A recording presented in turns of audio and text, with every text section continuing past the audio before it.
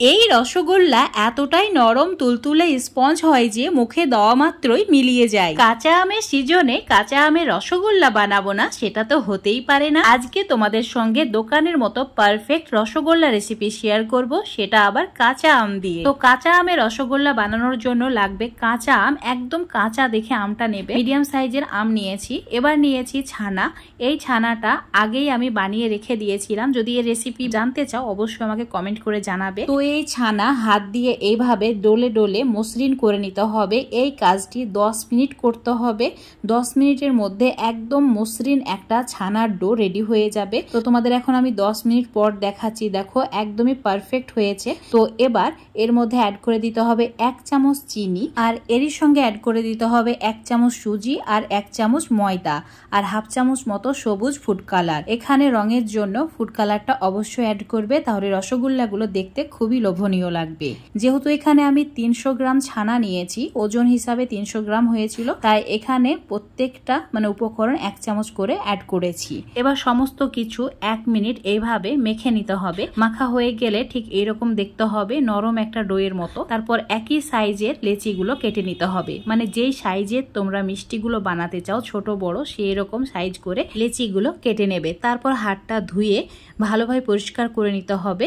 তারপর লেচিটাকে নিয়ে 2 হাতের সাহায্যে এইভাবে গোল করে নিতে হবে।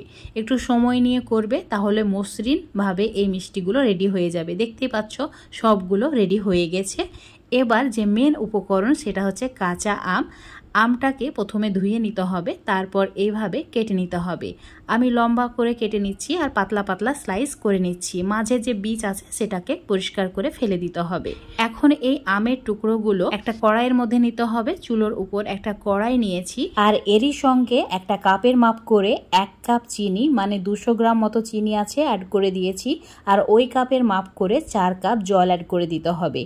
চুলোর ফ্লেমটা মিডিয়াম টু হাইয়ে রেখে ভালোভাবে চিনিটা গলে যাওয়া পর্যন্ত অপেক্ষা করতে হবে। এখন তোমাদের 2 মিনিট পর দেখাচ্ছি চিনি ভালোভাবে গলে গিয়েছে আর আমের টুকরোগুলো 80% সেদ্ধ হয়ে গেছে। এই সময় আমের টুকরোগুলো তুলে রেখে দিতে হবে, আর এর মধ্যে অ্যাড করে দিতে হবে 4টি এলাচ আর হাফ চামচ মতো ফুড কালার। এবার চুলোর ফ্লেম একদম হাই করে রেখে মিষ্টিগুলো এইভাবে একটি একটি করেই অ্যাড করতে হবে, আর একটু সময় নিয়ে অ্যাড করবে, তাহলে মিষ্টিগুলো একদম পারফেক্ট হবে। চিনি শিরার মধ্যে সমস্ত মিষ্টিগুলো অ্যাড করে দেওয়ার পর চুলোর ফ্লেমটা হাই করে রাখতে হবে।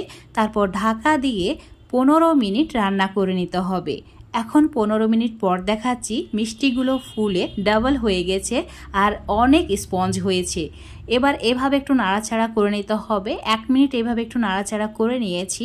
তারপর আবারও ঢাকা দিয়ে 15 মিনিট মিডিয়াম ফ্লেমে রান্না করে নেব। টোটালে 30 মিনিট রান্না করলে পারফেক্টভাবে মিষ্টিটা রেডি হয়ে যাবে।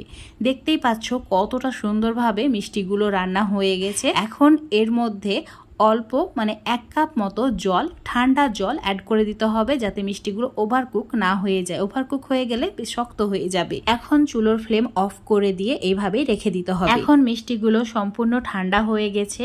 তোমরা চাইলে এই মিষ্টিগুলো চিনি শিরার মধ্যে 5 থেকে 6 ঘন্টা রেখে দিতে পারো, তাহলে আরো সুন্দরভাবে এগুলো ফুলে উঠবে আর অনেক বেশি রসালো হবে। তো বন্ধুরা দেখতেই পাচ্ছ কাঁচা আমের রসগোল্লা এতটাই লোভনীয় হয়েছে যে সবগুলোই খেয়ে ফেলবে।